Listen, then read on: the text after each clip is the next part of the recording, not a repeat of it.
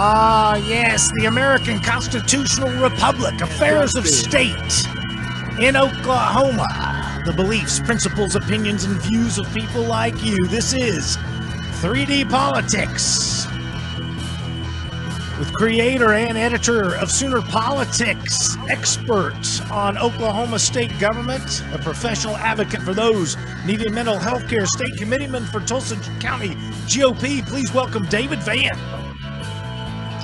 And also, founder and scholar at Constitutional Grounds, political leader, educational speaker, former state of Oklahoma elector for the United States Electoral College. Please welcome David Oldham. And of course, here we go, ladies and gentlemen, your fine host, your verbal Viking, Tommy McKay, your host here on 3D Politics every Monday night at 7 p.m.-ish. And here we go on the road tonight, an exciting show. Former state representative and current candidate for Oklahoma GOP Chairman John Bennett is here tonight to talk about why he's running for the OKGOP chair. Also, we're going to bring in the Bad Bill Hall of Shame nominees. We're going to talk about the COVID collapse and how the numbers are looking quite good. The Broken Arrow City Council passes on passing a mask mandate. Lori Gracie Oldham is going to show up about 7:50 to talk about how the Chamber of Commerce has attacked her for her position. And, of course, we're going to talk again at the end of the show about a patriotic celebration this Friday at PJ's Bar and Grill. With a guest there as well. So tonight, ladies and gentlemen, welcome once again, 3D Politics. Tommy McKay, your fine host. Van Oldham, how you guys doing? Awesome. Excited about tonight's show. All right, we got a lot to bring in. John Bennett is getting ready to come on the show. I'm going to bring him on in now. There is a lot of excitement around what's going on. There we go. We're beaming him in. Oh, wow. Nice job. Nice job. John Bennett, welcome to the show. It's nice to meet you for the first time, except for when we met just a second ago, right before. See how well I cover? But John Bennett, thanks for being on the show. Thanks for having me, guys. I appreciate you, Patriots, and what you're doing. So thanks for having me on the show tonight. So let's jump right in. Tell us a tiny bit about yourself and then how it is that you are running for GOP chairman. Well, I guess just the short version of it, I spent a majority of my life in the Marines, served in combat in Iraq and Afghanistan, served 14 years on active duty, 7 years in the reserves. I spent 8 years in Oklahoma House of Representatives fighting that battle. And now I'm a pastor. I'm pastoring at a church, and I do some other work as well. But I got pulled into this. I was asked numerous times from different people from all over different spectrums of the Republican Party to run for the state party chair. And I said, no, I don't think so. And a couple of these guys I thought were my friends. And I asked them, I said, I thought you guys were my friends. Why would you ask me to do such a thing? Yeah. And they said, oh, we need a fighter. We need somebody now. And I turned them down many times. And after prayer and thinking about it, given the current environment, I decided, I'm going to do it. Somebody's got to stand up and fight, and that might as well be me.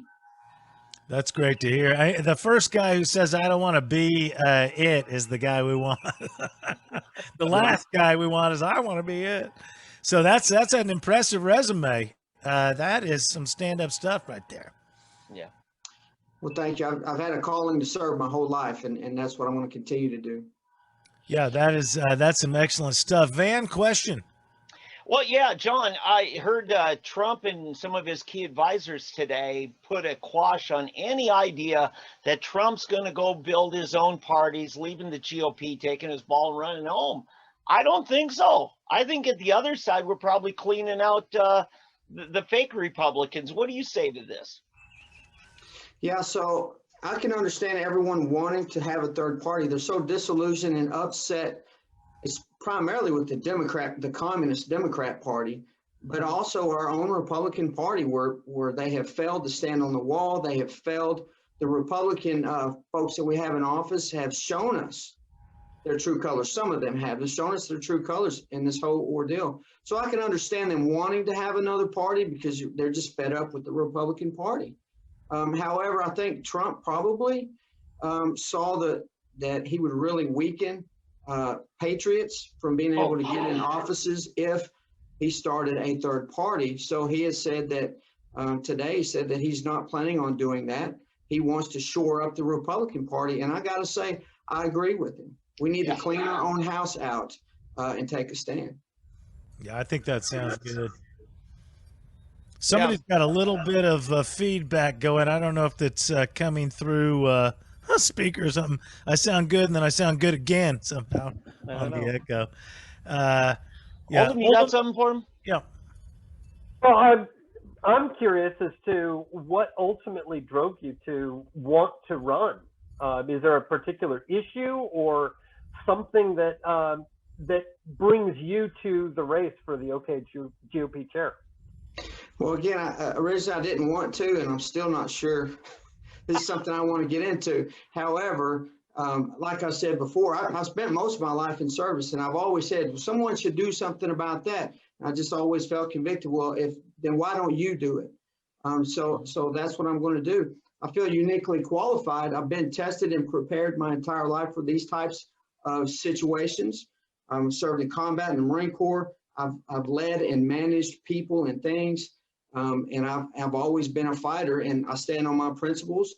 And in this case, I stand on the Republican Party principles and my own personal biblical principles, and I'm not going to back down from that. And I think right now, our party needs somebody that's principally sound, that's not afraid to fight.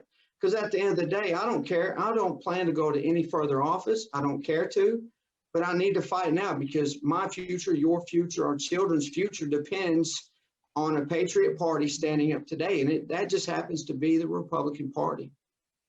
Yeah. You know, your guys are listening to John Bennett, and I got a question. You brought up backing down, which kind of reminds me of Senator John Langford. I'm thinking from a foxhole analogy, if you're in the battle and you've got a guy like James Langford in the foxhole with you, he puts his foot down and he says he's going to object to these electors, and then a pop bang goes off and he's like, oh, you know what, I'm going to back down. I mean, whether you agree or disagree with challenging the electors, what kind of man is it that puts his foot down about going to challenge constitutional issues and then changes his mind in the middle of the battle due to a pop bang going off in the hall? What's your angle on that one from a military standpoint? We've got a saying in the Marine Corps, plan the dive and dive the plan. You don't alter off of that because you think, well, this may not be a good idea or whatever it might be. You do what you say you're going to do and how you plan to do it. I don't know Jim Langford very well at all. I've met him a few times, so I can't really talk about his character, what might be going on in his mind, but I will say this. If I was in his shoes, I would have stayed true to what I said I was going to do. Right or wrong or indifferent, I would have kept charging in the same direction, because at the end of the day, whomever is there, represent the people, and the people overwhelmingly made it obvious what they wanted him to do and what he said he was going to do. And that is what he should have done. Yeah. And I appreciate it. I wasn't asking you to bash the man. What I was talking about is in the military, like you said, and I'd never heard that before. You plan the dive and dive the plan. I'd never heard that before. And I didn't feel like Langford was able to justify either why he was going to challenge the electoral vote in the first place or why he changed his mind because there was opposition to it. Or I don't see any connection between the crowd that invaded the Capitol and Langford's vote one way or the other. I don't know why he changed his mind based on the violence. Yeah. Well, there was a lot of decisions made by all across the board at the Capitol that day. However, in my personal opinion, I thought they were premature. They didn't have all the facts. A lot of them sounded like they were basing their change of mind or change of heart. And I'm not just talking about Jim Langford here. I'm talking about all of them that changed their minds at the last minute. They were basing what it sounded like off of emotion. And you can't do that. If you're basing your decisions based off of principle, you don't change because of emotion. Yeah. Right. So anyway, I appreciate your comments on that. You guys got something else? Yeah, Yeah. I wanted to say, you know, John was one of the charter members of a group that formed a few years ago called the Platform Caucus. And, you know, some of those guys, you know, I talked to them for years, talked to them before they ran for office. I didn't know John as well, but some of those guys that I knew personally didn't prove to be reliable in the foxhole when the artillery was coming in, you know? But John was faithful. Not only that, he became the spokesman. He became that prophetic voice on the back row of the chamber. And even when it got tough, I remember John calling me one time. It was getting really down to brass tacks, and John and I just prayed. And John didn't know me that well, but he knew he needed somebody in his corner as well. And so I've committed myself to being in John's corner. You know, when we've got a job to do, we got to secure a party that stays true to our principles. We're going to have a video about that here in a little bit. Oldham, what do you think? Well, I think it's great. You know, I'm always talking about the Constitution, and what I'm hoping is that we'll get somebody who will actually work to promote constitutional principles within the party. Is that going to be a plank of yours as you run? Oh, absolutely. I mean, there's so many legislators out there that they just say, well, I don't know where I stand on this. I'm not a constitutional lawyer. Well, the Constitution wasn't written for someone that has a doctorate degree. It was written for people like me. Well, you're probably a lot smarter than I am. It was written for other people. We've clearly never met, John. But I will say this, and the short answer is yes, 100%. I mean, that thing has stood the test of time, and it was divinely put together. There's no doubt in my mind. But that Constitution, America as a whole, we have a moral standard. And U.S. Code identifies 4 primary sources of organic law for the United States. And the Declaration of Independence, it was the first one that obviously, as you guys know, was our birth certificate. That's the ideal of who we are. And it lays the foundation for the principles which undergird our laws and government. And the weight of the ideal that all human beings are created equal in the eyes of God, which is the creator of all things. That kind of ideal is what crushed and ended slavery in America. I mean, we adhere to the ideal. And America continues to be the most prosperous, generous, and long-standing constitutional republic in the history of the world. Not a democracy, like a lot of our legislators try to say. Our founders hated the idea of a democracy. And the Declaration identifies the law of nature and nature's God as the foundation for our constitutional republic. And it is America's moral standard for our law and government. And that is the law of nature and nature's God, which is Jesus Christ. We've gotten so far away from that, which all of our unalienable rights is enshrined and protected by the Constitution. So that is awesome. Get back to that. To follow up on that, we have a city council in Jenks, and others have done the same thing. Tulsa and Oklahoma City have passed mask mandates. And the city of Jenks is about to try to renew theirs on Wednesday. What would be your advice to the citizens of Jenks as they approach all of this, whether somebody's for or against? What should be how we as a approach this? So we, the people, we are the government in America, whether it's at the local level all the way to the highest levels. We agree to let others govern us via a social compact so long as they govern justly according to the moral standard. So those that are pushing for the mask mandate, the government is saying you have to do this, you have to do this, that is overstepping their bounds.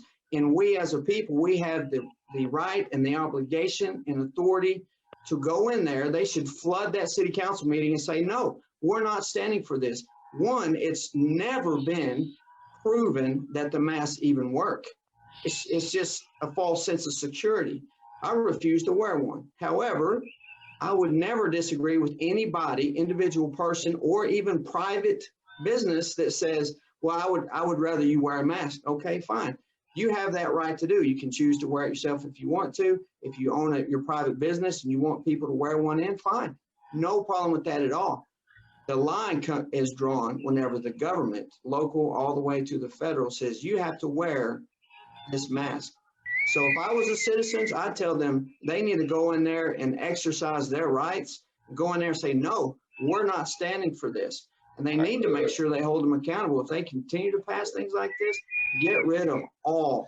So you are listening to former state representative and current candidate for OKGOP chairman, the Oklahoma GOP chairman, John Bennett, running for that office, and I appreciate him doing so. We're going to run a video now that Van has set up. Let's see what you got, Van. Can you share that for us? All right. Here's John from the back row of the Oklahoma House of Representatives. Who went and asked? Let me answer that for you. It's a rhetorical question. Nobody. Because if you did, you wouldn't be for this bill. And neither were the voters in 1992 when they passed State Question 640. 1990, we went through the same exact situation. People demanded money. Give me more money right now. I demand it. We didn't ask the taxpayers. We said, oh gosh, I don't want you to be mad at me or vote me out next election cycle. I'm just going to stick it to the taxpayers again. That's what you're doing here. Vote yes tonight. That's exactly what you're doing. Because you know why? The voters in 1992, when they stuck it to them in 1990 by a simple majority, by a Democrat-controlled legislature, they went and said, we're going to do an initiative petition and we're going to stop this. And it has worked just like they envisioned it to work. And that is to stop this body from taxing them into oblivion. That's a little Nice. bit of There it is John. on. Van wants you to comment that, but I got to say, thank you, Christian Bengal, who's watching tonight along with some other people. And he says, Semper Fi to John Bennett. Thank you for your service. And thank you, Christian Bengal, for watching. But respond to that video. Van wanted you to respond to that. Yeah, John. So the Democrats and the Republican-controlled majority was pushing for another tax increase. Why? Because the revenue was short, and all the state agencies were saying, "Give me more money, give me more money." And if you don't, we're going to extort it from you by cutting all the vulnerable areas in our government, and that's exactly what they did. So the Republicans put forth one of the largest tax increases in Oklahoma history. Really, and when they did that, they're basically telling the people of Oklahoma, we don't care about you. And they were trying to raise the taxes. They were trying to do later. Someone had filed a bill to do away with the people with that bill that prevented the legislature from raising taxes by simple majority. I mean, it was unheard of. And somebody had to say it. Everyone was saying, well, we got to do it. We got to fund core services. There's plenty of money in core services. And then they said, well, we don't know. Okay, well, fine, do an audit first. Well, we got to just raise taxes. Oh, that's logic. That's logic. I hear an echo. I'm sorry to interrupt, but somebody's got me coming back through the sound system somehow. But no, that's audacious logic in the face of bureaucracy. That's the kind of stuff that we're going to vote for you on. That's what we want more of. Well, John, I wanted to say, and I don't want to name names right now, but I think you told me one time a little thing of that actually somebody very high up in the Republican Party organization you ran into at the Capitol and was going to see the speaker and say, please raise taxes. Did you not feel a little bit abandoned by not only your party leadership, but your legislative caucus leadership? It was like, my goodness, where are the Republicans when it comes down to the actual fight? Yeah, absolutely. They were given into the loudest voice, which was the minority, saying raise taxes. We don't care if you raise taxes as long as you give us the money. But when I met that individual in the hallway, I remember it very distinctly. I said, when I was talking to that person, they were saying, well, what about, why don't we raise taxes? I mean, we probably need to move into the 21st century. I'm like, Am I in the twilight zone right now? Because I don't know about you, but the Republican platform I read and ran on said we weren't going to raise taxes. That's ridiculous. There's more than enough taxes now. And if they could, and I told that person, if you can prove to me after a deep, not only an annual or receipt audit, but an actual forensic audit, that we in fact don't have enough tax money to sustain any agency, a core service of government at a decent level, I said, then I would consider it. I said, but until then, I don't want to even talk about it. Right. I promised my constituents I wouldn't raise their taxes, and I never did. I never voted for it. As a matter of fact, I got punched in the mouth a lot for fighting against it. But that's why I went up there. Semper Fi means always faithful, and I think you took that seriously in your legislative work, and I just want to commend you for it publicly tonight. Well, thank you, David. I appreciate it. Yeah, and it is going to take good men like you who aren't really looking for the fight, but see that it needs to be handled.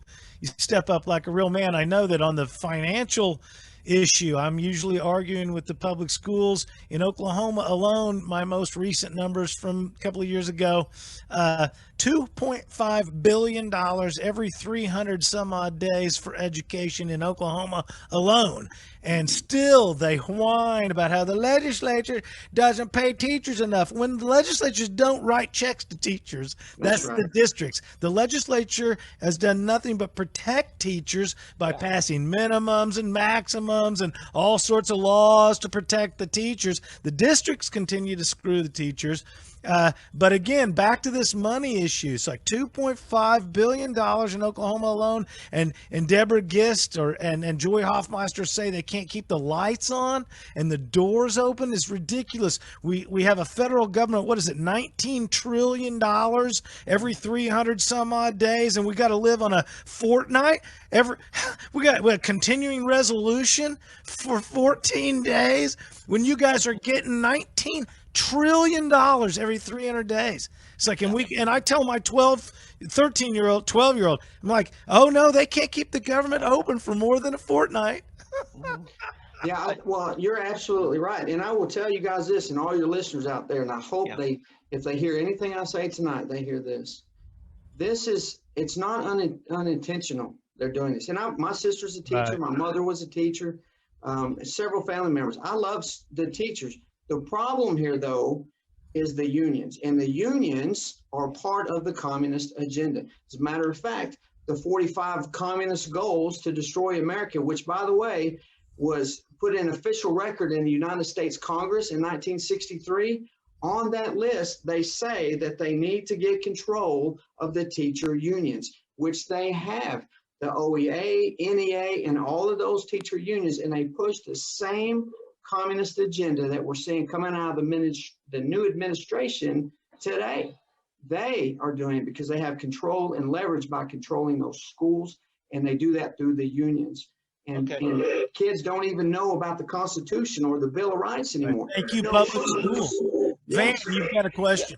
Yeah, John, let's just move a little bit more to organizational structure. Now, effectively running the Republican Party in Oklahoma means getting all the factions to work together. That includes our DC delegation, which we're proud to have, solidly Republican again now. That includes our state legislature. That includes the grassroots and a number of other factors. My understanding is you've got some personal relationships with some in our DC delegation, as well as, as much as you had to fight on the floor like that, you didn't pull any punches. When I talk to the House leadership, they've got nothing but respect for you on a very personal level. Could you talk about these relationships and what you hope to do with them? Yeah, absolutely. I've been very fortunate to meet a lot of great people. Even some of the ones that's made some bad decisions, they're not bad people. They're good people, and they really believe they're doing the right thing. It's just unfortunate they get a lot of bad information sometimes, or their minority constituency is louder than the majority of their constituency, and they think that minority represents the majority, so they push for these things that they shouldn't be. So I've gone to them before, not only just on the House floor, but in private settings, and said, hey guys, let's consider all these things. This is not good. We need to stick to the platform. We need to do what's right. And based off of that, I think I've garnered some respect with them. I still respect them even if they disagree with me. But at least we can sit down and talk about it. And I think that's something that I can bring to the table. I've got relationships with some of the federal delegation. I talk to them frequently and tell them what I'm thinking and ask them, that they consider what I'm sending into them, facts that I send to them. And they do, they typically do. So I've also had a lot of relationships with the grassroots folks, the conservative folks, even some of your middle of the line folks. We may not agree, but we can sit down and discuss it. At the end of the day, we may leave and say, hey, I don't like what you got to say, but let's meet back next time and talk about this. John, sometimes these things you were talking about, the people that are not bad people, they're trying to do the right thing. They make the best decision they can. And sometimes things are counterintuitive. It's easy for the people that don't understand economics or even just simple understandings. If you want more tax revenue, raise taxes, right?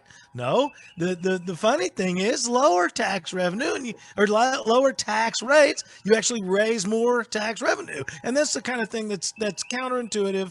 Well, I didn't really know it from factual till I saw the Reagan years when that's what he did. He lowered the tax rate and literally raised revenue. So I was able to tell my children, no, you raise more tax revenue by lowering rates. It's totally counterintuitive. And people who are trying to do the right thing will do the wrong thing intuitively. Van, what do you got? Well, I just want to say Sam Walton proved that in his pricing structure. He dropped his margin of profit and he made up for it on volume. And who's the largest retailer in the world? The government. Speaks for itself. And if a retailer ever wants to raise revenue, they throw a sale. Yeah. There you go. Prices all of a sudden. Say, we are still listening, and it's great for John Bennett to join us tonight. We've got just a couple of minutes before we get to the hard break, and you know how dedicated I am. Yeah. Hey, well, John, I'm hearing Darren Gantz is running for Tulsa County Chair. Do you know Darren? Hey, can you give us a word on him? Yes, I know, and I've known Darren Gantz for quite some time. Well, he's a good, honorable man, a principled man. He's very smart. He's really good with numbers and just a good people person. I really like Darren, and I can't vote for him up there, but if I could, I would vote for him. I certainly support him because he's got the right intentions in his heart, and he's a principled man, and I think he'll do a fantastic job up there. Do you know anybody else running for any county or state offices that you want to give us your sense of them? No, I haven't really been tracking them, but that's part of what I want to do when I get into the chairmanship is we have to fence off Oklahoma, for lack of better words, and we've got to put patriots in from the city councils all the way up to the federal seats. And we've got to strengthen Oklahoma, get patriots in there that's going to do the right thing. Boy, you are a breath of fresh air, John Bennett. Where can we see more of you and find out about you and what you're doing? I'm out on Facebook, which I don't really care for, but I didn't have a choice. We got to do what we do. That's where the fight is, John. Bennett for chairman, Oklahoma chairman is my Facebook page. I would encourage everyone to go out there and check that out. And they can send me messages. My phone number's out there. They can call me if they got any questions. Excellent. That is excellent. And we are coming right up on the hard break as we get out of here. I got to say, John Bennett, former state representative and current candidate for Oklahoma GOP chairman. He's just the kind of guy you want because he doesn't want the job. So we've got to encourage him to get out there. And listen, John, I had no idea your resume was as impressive as it was until you told us about all the stuff you're doing, really literally out there fighting for our rights. I appreciate that, and you can count on me to stand behind your efforts. Tell us once again where to find you. You can find me out on Facebook, Bennett for Oklahoma GOP chairman. Excellent, John Bennett. Let's have you back again, I hope. Will you come back and see us? Absolutely. Very good. John Bennett, we're going to send him away. Thank you once again for coming out. Thanks, John. Thank you. God bless you. And taking us out with a little more Bennett. I'm telling you, this is a huge mistake. If you vote yes on this bill, you're telling your constituents, yep, I'm going to tax you to death. I'm going to tax you to death because it's easier for me to get more money and spend it where people want it than it is for me to do the right thing as your legislator and cut waste. Vote no on this bill. Mr. Speaker, members, I will officially say I just took my first whooping in the House of Representatives. I mean, you guys have beat me to death. Called me everything under the sun about wanting to raise taxes. That's right. And overturn the will of the people. There you go. Oh, yeah. Once again, 3D politics.